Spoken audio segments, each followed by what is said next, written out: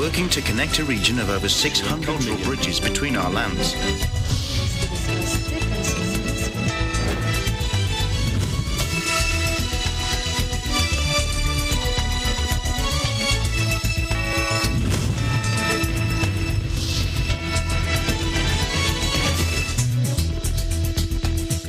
Malma Angeles, and you're watching ASEAN in Focus. We're coming to you live from Manila and Thailand.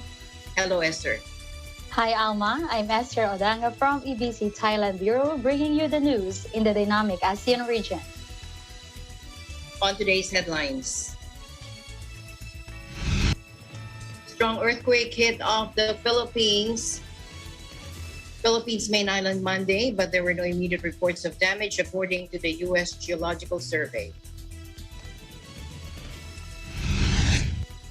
The shipment of 3 million doses of Sinovac jab that arrived Sunday night will be part of the government's recalibrated vaccine deployment, focusing outside the national capital region. Navy ships of the Philippines and Australia over the weekend held maritime exercises aimed at promoting peace and stability in the region. Myanmar's junta has denied suspending the internet in conflict-racked regions, blaming a recent spate of data blackouts on anti-coup protesters who had destroyed military-owned communication towers.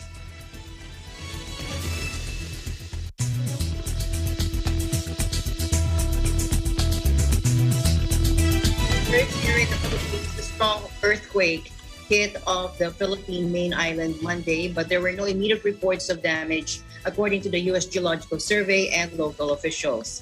The deep 5.7 magnitude quake struck off Batangas province on Luzon Island at 1:12 a.m., with residents in the nearby capital of Manila woken by their building shaking. The quake was recorded at a depth of 98 kilometers, according to the USGS. The local seismological agency warned of damage and aftershocks. Deep quakes tend to do less damage than shallow tremors. But authorities near the epicenter said they had not received any reports of damage. It was really strong, that according to Jose Clyde Yayong, a disaster officer in Tagaytay City in the neighboring province of Cavite. So far, there are no untoward incidents relating to the earthquake. Meanwhile, Leonardo Tristan, a disaster officer in Looc Town on Occidental Mindoro Island, said the force of the quake sent some residents rushing outside. My wife was shouting, "There's an earthquake," according to Tristan, telling this to AFP. The Philippines is regularly rocked by quakes due to its location on the Pacific Ring of Fire, an arc of intense seismic activity that stretches from Japan through Southeast Asia and across the Pacific Basin. Staying in the Philippines, Department of Trade and Industry, or DTI Secretary Ramon Lopez said it will be increased capacity in indoor and outdoor establishments once the National Capital Region, or NCR, is placed under a lower alert level. Meanwhile, the Department of Health, or DOH, earlier said further assessment on the alert level system being implemented in the NCR is needed. Take a look. The customer sa outdoor, okay kahit ano, indoor vaccinated. Sa level 4 lang yon, sa level 4. Pag nag-level 3 na, as mentioned, wala nang mga ganong distinction, open to all na. Ang pinag-usapan na lang yung operating capacity. We have just finished 1 week of implementing this pilot. So kailangan pa ho natin ng mas madaming panahon katulad nitong linggong darating para makita natin kung sadya talaga na itong pagbaba ng mga kaso ay talagang maia-attribute na natin na talagang nagiging effective ang ating response. Pangalawa po, kailangan din natin tignan, nag-i-improve ba yung mga kailangan natin i-improve when we did the pilot? Nag-improve ba ang bakunahan? Nag-improve ba o na-shorten ba natin ang duration from detection to isolation? Nag-improve ba ang compliance sa minimum public health standards? So lahat ng ito po ay titignan natin sa pagsasagawa natin ng assessment, and we will be informing the public. From September 16 until September 30, Metro Manila is placed under Alert Level 4, which only allows indoor establishments such as restaurants and salons to operate at a limited capacity.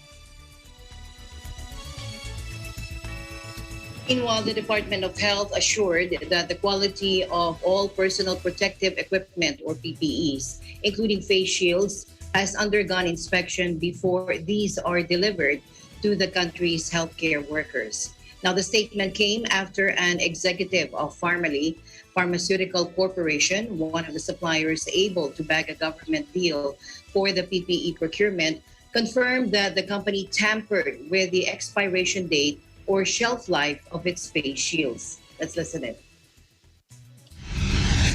Aquino, just like any other medical commodity, meron din naman pong mga tinatawag na shelf life. Shelf life po ang tawag. Ito pong mga face shields na binibili po kasi namin, this is not for the community. This is medical grade and this is used by our healthcare workers.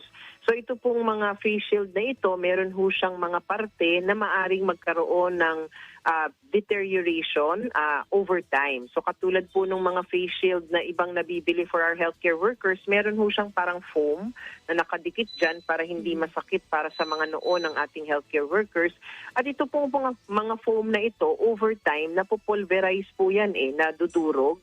Yung iba nagdi-discolor din po yan. So iyan po yung kasama dun sa shelf life na tinatawag natin that we need to assess and determine kung okay pa siya or hindi kapag ka na-deliver po sa atin.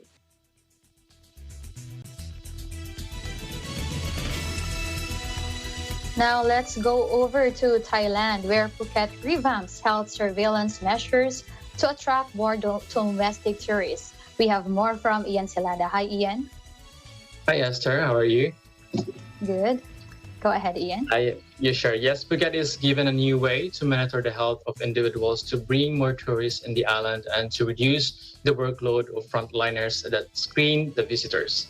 This improvement has been initiated as the high season of tourism is fast approaching. It is expected to be in November or February. It is intended also to lessen hassle in making trips in different areas of the island.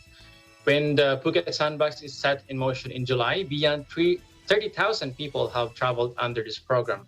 And there are about 800 tourists who pass through the checkpoint daily that contributes to the workload of health workers. According to Mr. Narong, the tourists can now go through a COVID test at any authorized medical facilities or venues in their provinces, and they will submit the result once they are at that Tatchay checkpoint. In relation to vaccination drive, 200,000 people are intended to be given the booster doses subcutaneously or under skin injection method by the end of the month. And according to the report, there are now enough beds for green code patients or with only few symptoms. Mr. Narong also said that the visitors are assured to have sufficient care if they will be sick while having vaccination. The latest Phuket Provincial Public Health Office, or PPHO, daily COVID situation report has marked 193 new local infections confirmed across the island yesterday, bringing 10,362 the total number of people recognized as infected with the COVID-19 in Phuket since April 3. According to the report, no new infections among Sandbox tourist arrivals, but marked 2 new infections to people returning from the other countries and testing positive. Meanwhile, COVID visa is given to all foreigners to lengthen their stay in Thailand. In line with this, foreigners in Phuket who are stuck can extend their stay. The visa initially launched is to allow stay for 30 days, and now they extend for 60 days. And they still need to report to the immigration office to extend their visa early within 45 days before the expiry date. They asked to come early and to avoid congestion or rush. And each permission will be granted for the period not exceeding 60 days. They can submit their application until November 26, 2021. This information is from the Phuket News. Esther? Thank you, Ian, for your time. Looking forward to visit Phuket soon. But Ian, how about the residents in Phuket? Can they freely visit the places there, or you just have to stay at home?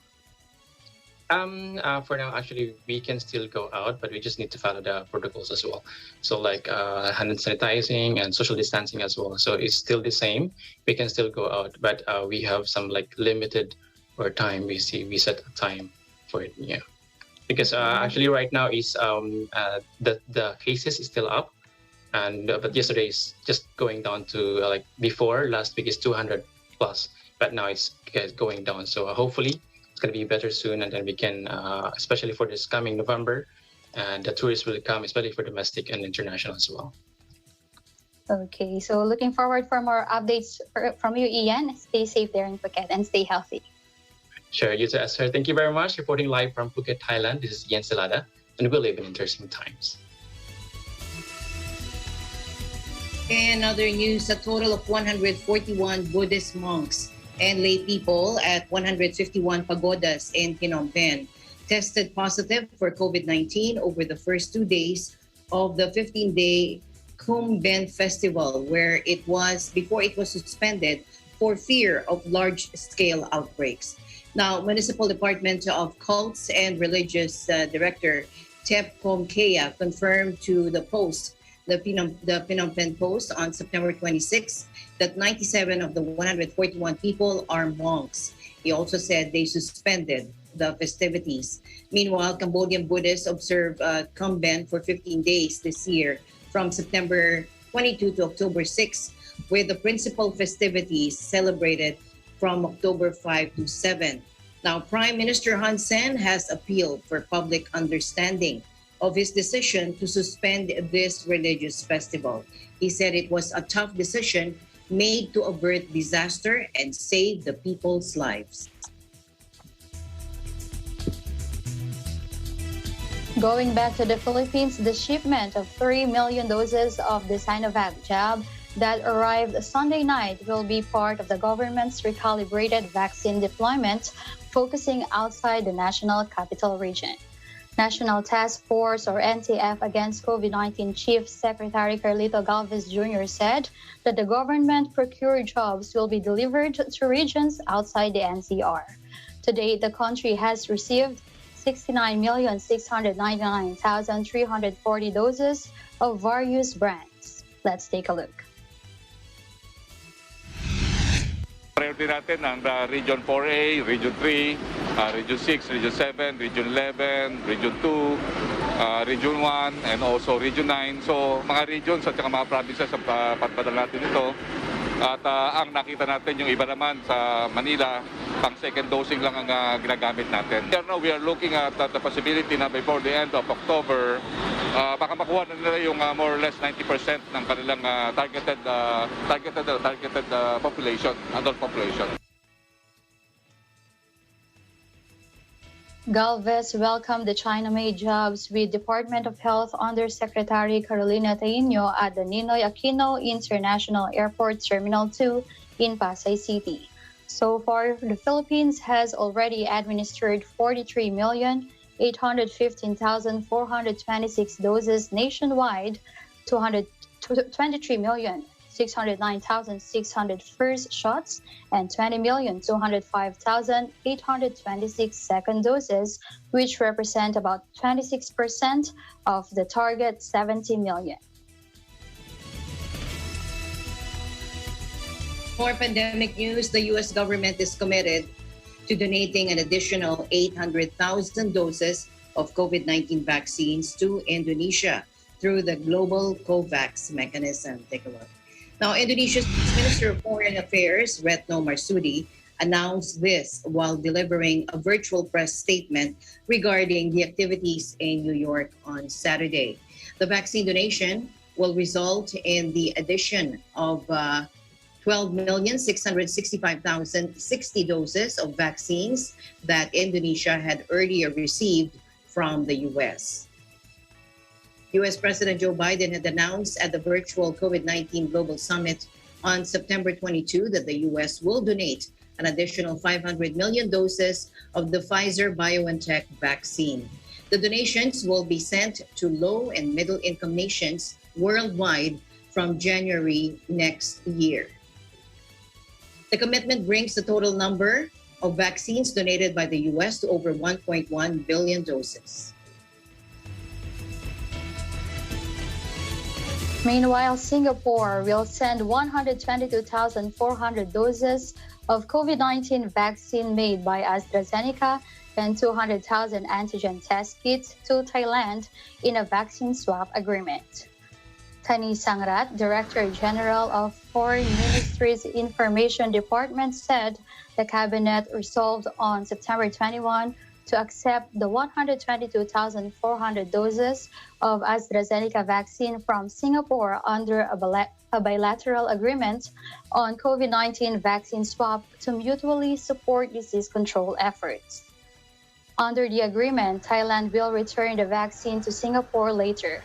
Along with the vaccine delivery, Singapore will also donate 200,000 antigen rapid test kits and 500,000 nasopharyngeal swabs to Thailand. The vaccine and medical supplies will arrive at Suvarnabhumi Airport on September 25. Meanwhile, Antara News Agency reports that the naval base or Lantamal 13 has ramped up its COVID-19 vaccination in Sebatik District, North Kalimantan, which borders Malaysia. Now, Naval Chief of Staff Admiral Ludo Margono gave the instructions and said they need to work together to break the chain of COVID-19 spread so that the people's economy and life can return to normal. He also said it also supports the government's program to curb the spread of COVID-19 and create herd immunity. He also said 1,000 doses of the Sinovac vaccines were made available for its vaccination drive. Prime Minister Pham Minh Chinh has tasked the Ministry of Foreign Affairs to coordinate with relevant ministries and agencies to promptly discuss with other countries' competent authorities on mutual recognition of vaccine passports. The mutual recognition of vaccine passports of significant importance in the current context as the government aims to prepare for the reopening of the economy, stressed the government chief. According to a Reuters report, Vietnam plans to ease coronavirus curbs and allow businesses to restart production from next week to prop up an economy. The decision comes as Vietnam has seen a drop in daily death rate from virus. It reported 9,682 new cases on Saturday, marking the third consecutive day the rate of infection has been below 10,000. The country has recorded over 746,600 cases in total, with 18,400 fatalities. Foreign investors in Vietnam have warned the government that its strict lockdown rules in the south has forced some companies to move production. And the news continues here on Eagle News. We'll be right back.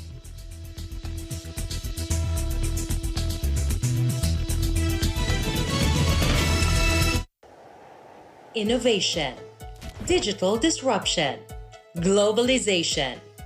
Startups, micro, small, and medium enterprises, as well as large corporations, all face interesting challenges in the market today.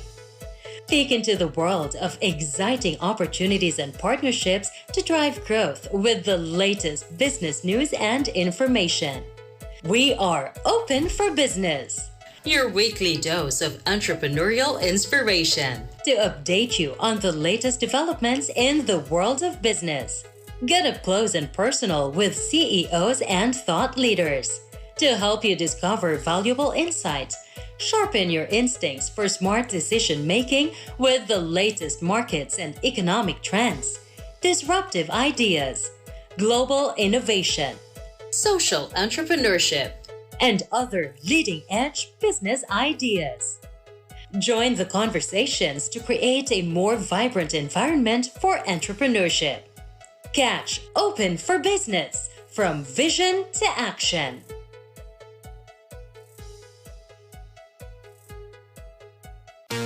Tropical cyclone o bagyo. Ang bagyo ay isang uri ng lagay na panahon na nagdudulot ng malalakas at mabibilis na hangin at pag-ulan na maaaring maging sanhi ng matitinding pagbaha, daluyong ng dagat at pag-uho ng lupa. Narito ang mga dapat gawin bago dumating ang bagyo. Una, alamin ang balita ukol sa panahon at mga anunsyong pangkaligtasan. Alamin ang plano ng komunidad sa pagbibigay babala at paglikas. Suriin ang bahay at kumpunihin ang mga mahina at sirang bahagi. Ihanda ang gobag na naglalaman ng mga pangangailangan ng pamilya. Ilikas ang mga alagang hayop sa ligtas na lugar. Kapag inabisuhan ang kinauukulan, mabilis na lumikas sa itinakdang evacuation center. Narito naman ang mga dapat gawin habang may bagyo. Una, maging mahinahon. Manatili sa loob ng bahay o evacuation center at makinig sa pinakabagong balita at taya ng panahon. Patayin ang main switch ng kuryente at valve ng tubig. Gumamit ng flashlight o emergency lamp. Maging maingat sa paggamit ng kandila o gasera. Umiwas sa mga salaming bintana. Ito naman ang dapat gawin pagkatapos ng bagyo. Hintayin ang abiso ng kinauukulan na ligtas ng bumalik sa tahanan. Umiwas sa mga natumbang puno, nasirang gusali at linya ng kuryente. Huwag gumala upang hindi maabala ang mga emergency services. Siguraduhing walang basa o nakababad na outlet o kagamitan bago buksan ang linya ng kuryente. Itapon ang mga naipong tubig sa lata, paso at gulong upang hindi pamahayan ng lamok.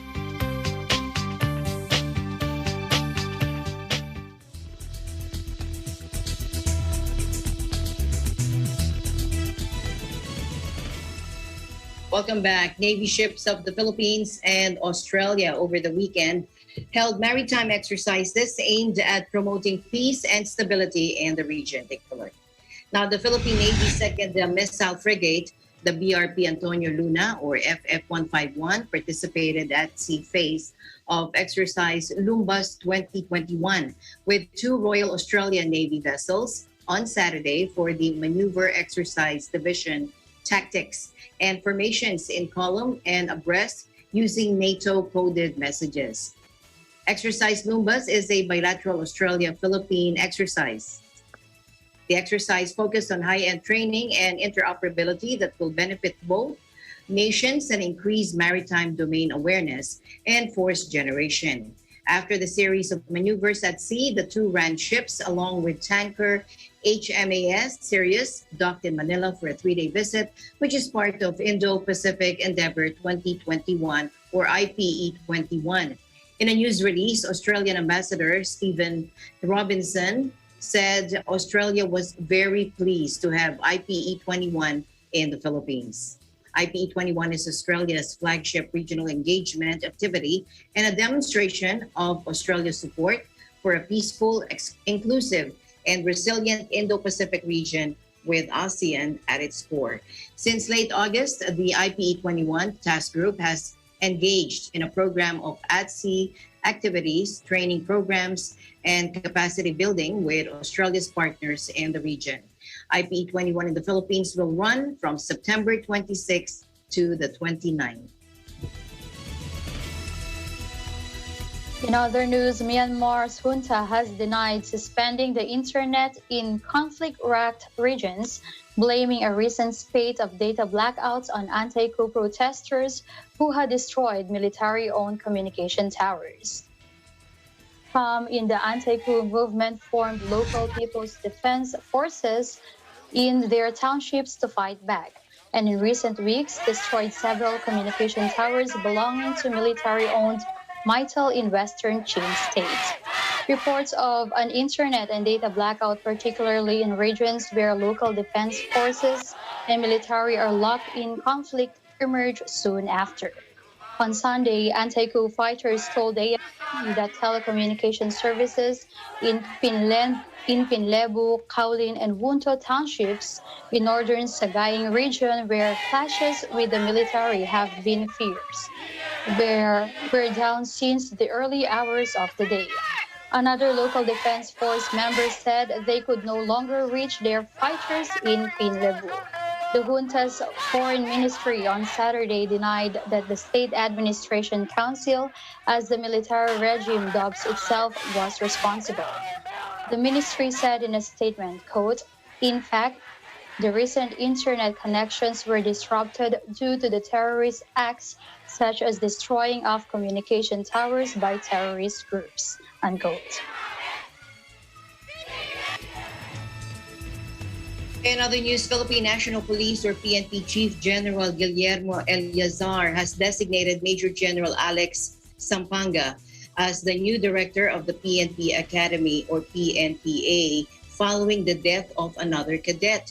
The appointment of Sampanga, who replaces Major General Roderick Armamento, takes effect on September 29. Armamento takes over the post vacated by Sampanga as director of the PNP Directorate for Information and Communications Technology. Let's listen in. As part of the review of rules and regulations and academic policies and aggressive reforms I ordered for the Academy, I already approved the designation of Police Major General Alexander Sampaga as the new director of Philippine National Police Academy effective September 29, 2021. His current position as Director of Directorate for Communication and Information Technology Management will be taken over by Police Major General Roderick Armamento. As a PNP alumnus himself, I expect Police Major General Sampaga to bring in innovative ideas and fresh perspective that would effectively implement the necessary adjustments in further improving the institution in order for each and every cadet to live up to its core values of justice, integrity, and service. Meanwhile, a criminal case will be filed against Cadet Second Class Stephen Cesar Maingat today in connection with the death of Cadet Third Class Magsayo. This is separate from the administrative cases that would be filed against him, which are sure to be grounds for his dismissal from the Academy. The Top Cup personally visited on Sunday the wake of PNPA cadet George Carl Magsayo, who reportedly died of hazing-related injuries at the PNPA compound in Silang, Cavite. According to a Manila Times report, the initial investigation revealed that the incident transpired at about 5:40 p.m. on September 23 when Magsayo and his companion went to the room of the suspect, identified as Cadet Second Class Steve Cesar Maingat. The suspect cautioned both the victim and his companion, but a few moments after, he allegedly punched the victim 5 times in the stomach. Magsayo lost consciousness and was rushed to the hospital, but was declared dead on arrival at 6:43 in the evening. In other news, Police General Atsawin Kwan Muang, Governor of Bangkok, said today that a plan and preparations for flooding in Bangkok have now been finished. Waterways, reservoir, and water level monitoring systems are ready to prevent an inundation. According to the National News Bureau of Thailand, aside from the prevention efforts, the governor also revealed that officers are ready to help evacuate residents to safe places. In addition, Bangkok Metropolitan Administration or BMA has also been cooperating with provinces such as Nonthaburi, Pathum Thani, Samut Prakan, Samut Sakhon, and Nakhon Pathom, as well as the Department of Disaster Prevention and Mitigation, the Department of Royal Irrigation, and the 1st Army Area that often conducts safety drills with the BMA. Large-scale construction projects such as SkyTrain and subways were also informed by BMA to clear objects that may block drainage systems and waterways.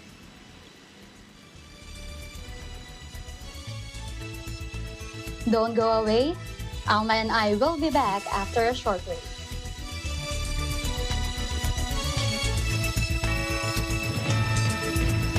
Mapupuno ng saya, impormasyon at inspirasyon ang hapon mo sa Afternoon Power. Handog sa inyo ng Net25. Sasabay sa inyong tanghalian ang inyong Happy Time Barkada at 12 noon. Alamin ang mga pangyayari sa ASEAN nations, ASEAN in Focus at 2 p.m. Ang inyong paboritong awit komentaryo kasama si Leo Obligar sa Piskante ng Bayan. At mga balita sa iba't ibang panig ng bansa, hatid sa atin sa Aguila Probinsya. Siksik ang hapon mo mula Lunes hanggang Biyernes, ang inyong Afternoon Power sa Net25. Ang mga bagong balita aarangkada kada umaga.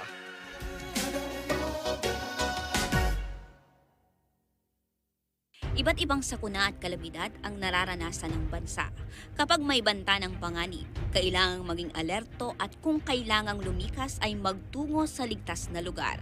Bilang paghahanda sa mga ganitong pagkakataon, mahalaga na may gobag na dadalhin ang pamilya. Narito ang dapat na nilalaman ng gobag ng isang pamilyang handa. Mahalagang dokumento sa selyadong lalagyan, flashlight, kandila, posporo at silbato, radyo na may bago at ekstrang baterya, first aid kit kasama ang panlunas sa lagnat, LBM, sugat at iba pa. Ang mga gamot na regular na iniinom ng pamilya. Magagamit para sa mga sanggol, bata, matatanda at may kapansanan, pera at mga barya. Pagkain na madaling ihanda, di na kailangang lutuin at sapat para sa 3 araw. Inuming tubig sa saradong lalagyan at sapat para sa 3 araw. Telepono, power bank at charger. Lubid, lumang dyaryo, matitibay na lalagyan, damit, kapote, bota at mga sanitary supplies, sleeping bag o banig at mga kumot. Suriin ang mga laman ng gobag kada 3 buwan at palitan ang mga laman nito na malapit ng masira. Ilagay ang gobag sa lugar na madali itong makita at makuha sa oras ng sakuna. Events happen around us all the time, in our community, in our country, around the world. Events that affect people, move communities, or simply inspire us. Interesting events that people need to know. In these interesting times, we continue to be a competent partner in delivering news about these events. Fast, accurate, balanced, eagle news, because we live in interesting times.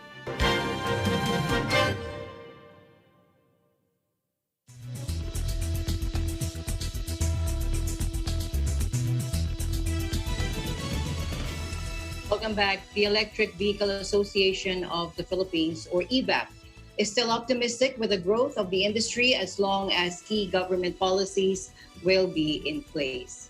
Now, during the 2-day 9th Philippine Electric Vehicle Summit from Thursday to Friday, EVAP President Edmund Araga said the pandemic has further slowed down the growth of the local EV industry. Araga said EV registration in the country dropped 35% to 1,050 units from 1,570 units in 2019. For the past decade, total EV registration in the country reached 12,965, comprising of e-strikes, e-motorcycles, e-jeepneys, and e-cars, among others. Araga said they're hopeful about the passing of the Senate Bill number 1382, or the Electric Vehicles and Charging Stations Act last May. At the same time, the House Bill 4075, the lower house's version of the Electric Vehicle and Charging Stations Act, was already passed has already passed the second reading. He added that the issuance of the charging infrastructure guidelines and policy by the Department of Energy, or DOE, will help in motivating businesses to put up and adopt EV charging stations by providing fiscal incentives. A recent study by Frost Sullivan said low-cost charging for EV is one of the top 3 factors for consumers to motivate them in purchasing EV.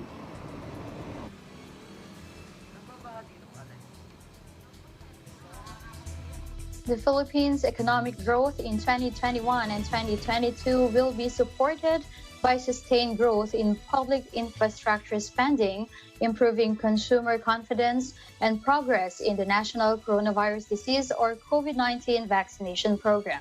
This is according to a report released Wednesday by the Asian Development Bank, or ADB. Maintained its forecast for the country's gross domestic product, or GDP, growth at 4.5% in 2021 and 5.5% in 2022 in its Asian Development Outlook, or ADO 2021 update. The report noted signs of a gradual recovery in the country's economy, with the upturn in domestic demand and favorable external trends aligned with the ADO's projection announced in April. The main risk to the outlook is the spread of newer contagious COVID-19 variants, which may result in the return of stricter containment measures and stall economic activity. The economy has regained its footing and is on the right growth path, but the recovery remains fragile due to the threat posed by the more infectious COVID-19 variants. ADB Philippines Country Director Kelly Bird said vaccination remains key to the economy's safe reopening.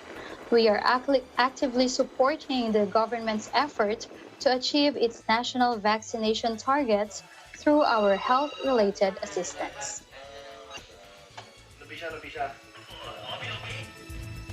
In other news, China voiced opposition to Taiwan joining a major trans-Pacific trade deal as it flew planes, including 2 nuclear-capable bombers, into the self-ruled island's air defense zone, the biggest incursion in weeks. Take a look. Now that, according to officials, last week Beijing submitted to its own application to become a member of the Comprehensive and Progressive Agreement for Trans-Pacific Partnership, or CPTPP. Taiwan has lobbied for years to join and announced on Thursday that it had officially applied to be part of the CCTPP, which was signed by 11 Asia-Pacific countries in 2018 and is the region's biggest free trade pact, accounting for around 13.5% of the global economy. Taiwan can't be left out in the world and has to integrate into the regional economy, according to cabinet spokesman Lo Ping-cheng. But China, which claims self-ruled Democratic Taiwan as its own territory, insisted Taipei should not be allowed in. On that same day, Taiwanese officials said 24 Chinese planes, including 18 fighter jets and 2 nuclear-capable bombers, crossed into the island's air defense identification zone.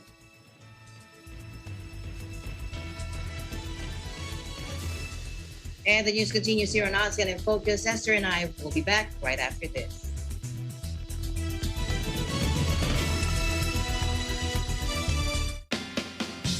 Ito ang tahanan. Ikaw, ako, tayo. Sama-sama, nagtutulungan, nagdadamayan, nagmamahalan. Bitbit ang mga impormasyon pang pamilya, pang sambahayan. Kasama ninyo para sa masaya at makabuluhang kakwentuhan sa umaga. Ito ang tahanan.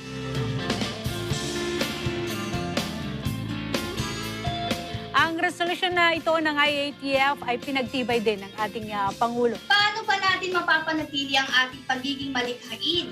Taong 1913, na-invento ni Harry Burley ang stainless steel.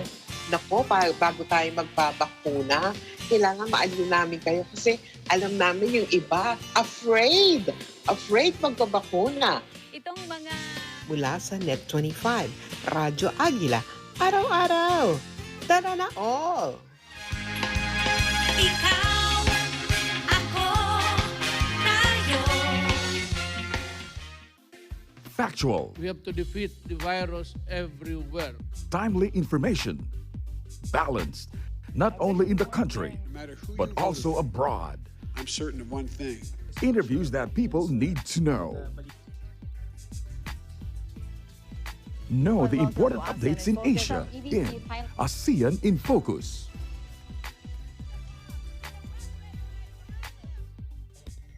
Track the latest stories in the provinces in Aguila Provincia. Tune into Mata ng Agila, the evening primetime news program of Net25. Balanced and objective, Mata ng Agila covers national and international issues, tackles news on business, health, science and technology, entertainment, sports and human interest features, and current events. And Eagle News International delivers the latest global reports, impartial, accessible, and up-to-date. It brings to fore EBC's rich international scope and access to valuable information streams. Well, thank you to explain our health outdoor track. Catch these programs on Net25.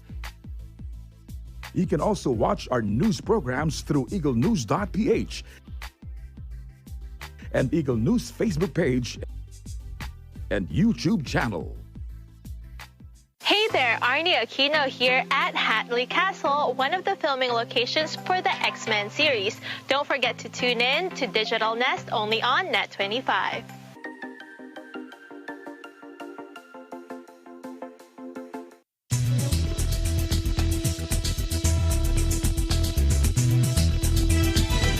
Welcome back. Pandemic-related factors continue to drive the weaker growth in bank lending, but a ranking Bangko Sentral ng Pilipinas or BSP official said an improvement has been noted on business-related loans since last July. In a virtual briefing on Friday, BSP Senior Assistant Governor Iluminda T. Sikat said bank lending data as of last July showed that amount of loans remains weak, but the contraction is diminishing. In other words, there are already increases in the volume of loans and being borrowed by the business sector, she said. BSP data shows that outstanding loans of universal and commercial banks, or U/KBS, excluding placements in the central bank's reverse repurchase or RRP facility last July, declined by 0.7% year-on-year from a 2% decline in the previous month. On a month-on-month basis, U/KBS outstanding loans inched up by 0.5%.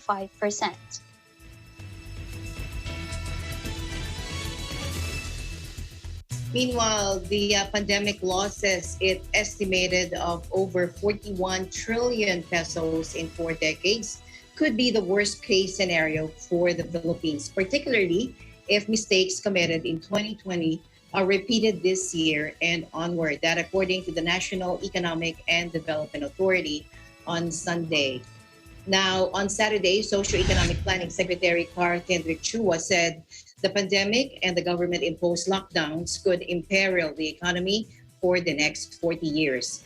According to a Business Mirror report, this means Chua explained on Sunday that the government must work double time to meet its development goals, such as achieving the Sustainable Development Goals or SDGs and reaping the demographic dividend. His primary recommendation is to accelerate vaccination against COVID-19, saying that 70% of all adult Filipinos must be vaccinated by the end of this year. And this can be done by expanding vaccination sites, including work sites, removing artificial barriers, and using technology to reduce the wait and processing time. The NEDA chief also said managing risks means opening the economy safely, allowing safe selected family activities to resume, allowing limited face-to-face schooling, and imposing localized lockdowns in its highest risk areas, which is currently being piloted now in Metro Manila.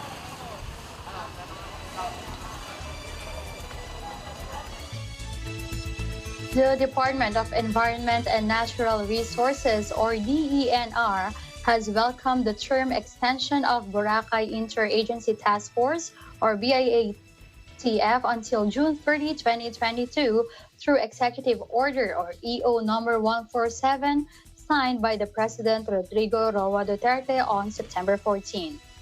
DENR Secretary and BIATF Chair Roy A. Simatu thanked the President for his trust and confidence in the task force.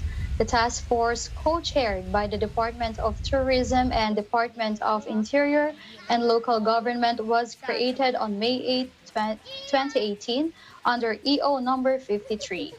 The BIATF term was supposed to end in 2020, 2 years after its creation. Simatu said individual sewage treatment plants, or STPs, for establishments with 50 rooms and above have been constructed, and the outfall pipe system has also been upgraded. Simatu said a total of 428 establishments and households were also connected to sewer lines, and 88 STPs were installed. Meanwhile, establishments that were non-compliant with the Clean Water Act and other environmental laws were immediately closed. Also, a total of 500 million peso worth of financial assistance and grants were given to 22,740 affected workers, vulnerable sectors, and beneficiaries while 39 million pesos worth of financing and loan assistance were provided to affected farmers and fisherfolk.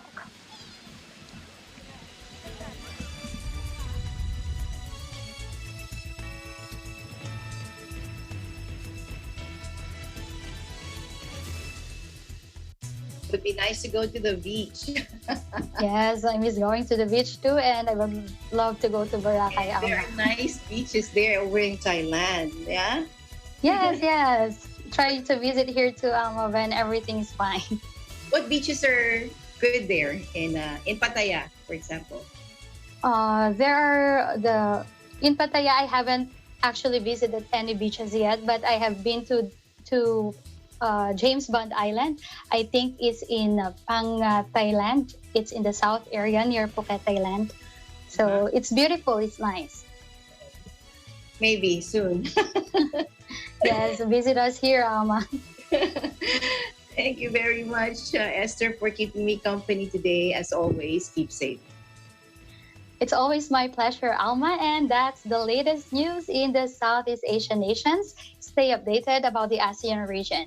I'm Esther Odanga from EBC Thailand Bureau, and we live in interesting times. And that's it for today's broadcast. We'll see you back tomorrow, same time, same place, here on ASEAN in Focus. I'm Alma Angeles, and we live in interesting times.